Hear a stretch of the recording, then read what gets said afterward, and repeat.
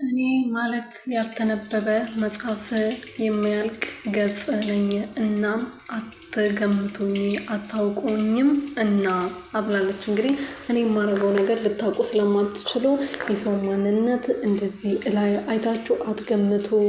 ያንን ሰው ለማወቅ ሙከራ አድርጉ ከመገመታችሁ ወይም ደግሞ ከመናገራችሁ በፊት ብላለች። እንግዲህ ሩትዬ ናት ያለችው፣ እኔ አይደለሁም።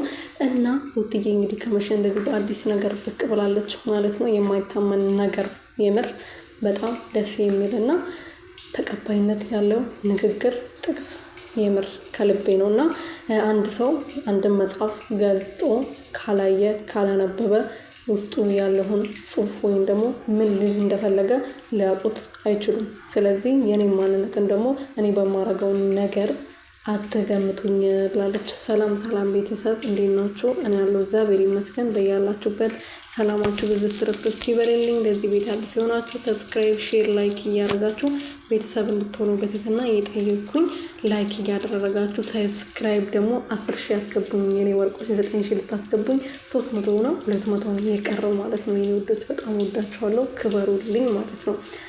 እና ሩትዬ እንግዲህ የሩትዬ ቤተሰቦች በጣም ወዳቸዋለሁ። ጌታን ክበሩልኝ። በጣም አመሰግናለሁ የኔ ውዶች። እና ሩትዬ በአዲስ ነገር ብቅ ብላለች። እንግዲህ የሰው ማንነት እላዩን ብቻ አይታችሁ ልትገምቱ አትሞክሩ። ማንነቴ ስለማታውቁ ማንነቴ በተግባር አሳያችኋለሁ ብላለች። ለሄርሜላ ቤተሰብ ነው